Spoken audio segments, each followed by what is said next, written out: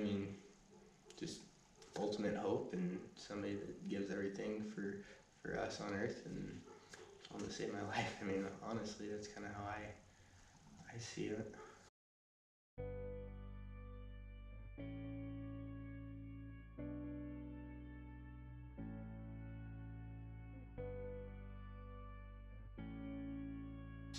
I think first of all, just very lost. Not knowing where I was going at all.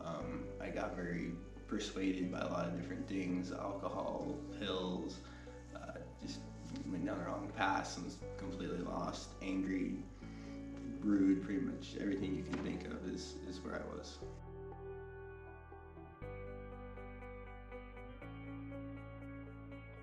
Yeah, I think, surprisingly, I was able to see it a long time ago.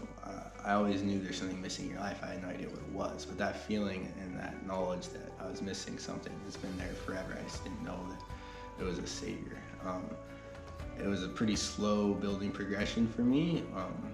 Like I say, quitting the drugs and the alcohol and stuff was definitely God's hand, but I didn't necessarily know that at the time. And then when I got back here and kind of started with the church, that's when I really started to realize how he was working through me with all that.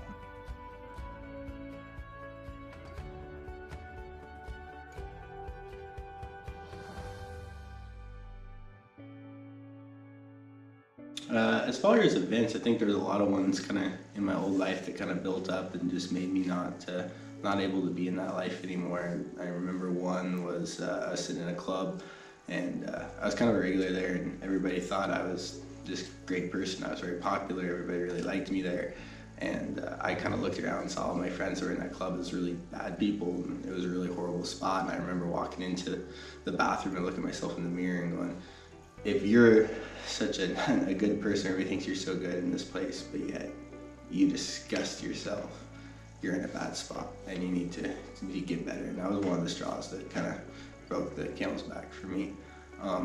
As far as people, I mean, first and foremost, my sister has always been there for me through the whole time. I mean, I was very lost, very verbally abusive, mentally abusive to her and my family, and they were always there. She would always try and give me verses and scriptures that I always ignored until I was able finally to listen to those.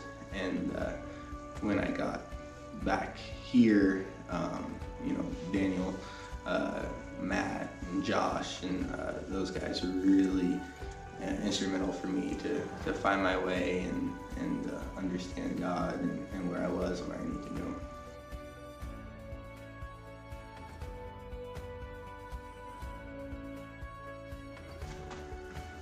So basically how I kind of got started with the church, or more comfortable to be around it, was I had a friend that was in the Cove that I was hanging out with at the time, the Cove Mobile down here, and my sister said that they were doing an outreach there with the church and asked me to come over, and I wasn't going to go at first, and then she really kind of bugged me. I was like, hey, come over, at least say hi. She had been wanting me to meet Daniel, I think, for probably about a month almost at that point.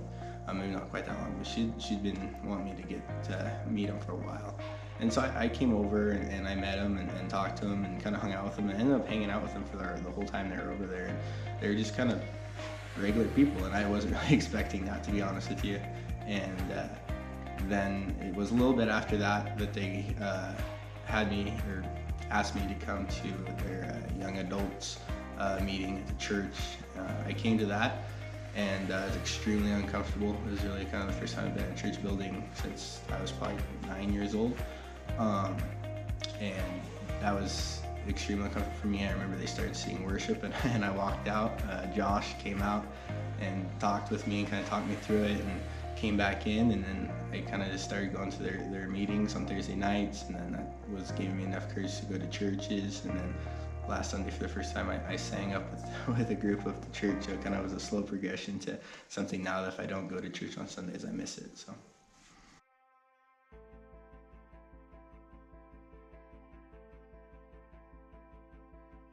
Basically, Daniel was preaching. I don't remember his exact words, but he's basically saying that he understood and speaking to people that didn't necessarily want to be in church, or had that horrible, icky feeling that you have when you come from a bad background of, whether it might be addictions or just being in bad spots. And I didn't want to be there, and I was really fighting to be there, and I was really fighting a lot of stuff at the time. And so he was really speaking to that, and I understood what he was saying, and that kind of made me think, well, if he's preaching to that, and he knows what I feel, maybe he's right about some other stuff as well. And that really kind of made me listen more of the sermon and really kind of be able to get connected with that.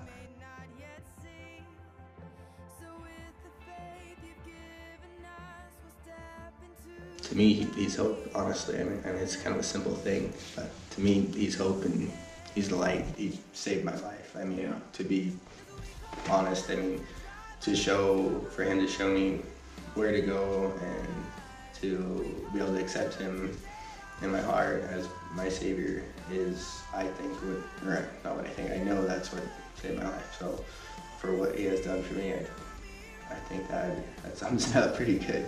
For me, just reading the Bible and seeing the different verses that God has in there that connects my whole life, and it's just stories of me and things I've done or seen, and just everything that is in there that shows you basically how to get out of that and where to go with that and the peace it does give you. I mean, for me, I had some PTSD stuff from my old job. I had a bunch of PTSD stuff from being in the life that I was in, and I was a mess. I mean, physically, mentally, I was not there at all, and I was never happy. Like, I think I told my parents that, multiple times, and my whole family that, and I was, suicidal at one point for a couple of years because of that, and within, accepting God and changing with that, he's given me hope, joy.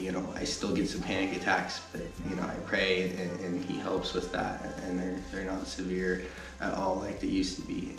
And like you said, it's just a peace. Like, you can't really explain it, but it's just the stress that you felt in your old life and the stuff that you had in your old life just isn't there anymore. That's kind of, I don't think, I should have died more times than I can remember in my life. There's lots of situations where I should have died countless times, countless different ways, and God kept me alive and he saved me. And that's one thing when it first happened was I had to think about that, like, why me?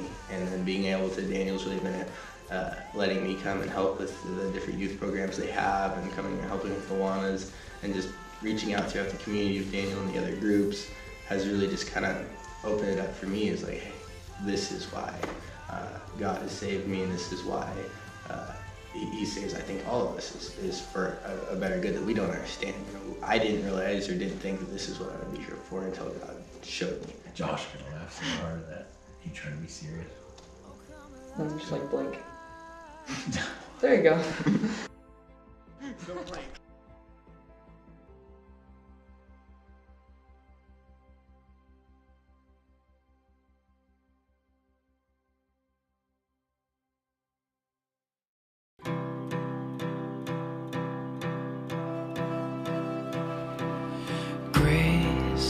What have you done? Murdered for me on that cross, accused in absence of wrong, my sin washed away in your blood, too much to make sense of it all. I know that your love breaks my fall. The scandal of grace, you died in my place, so my soul will live. Oh, to be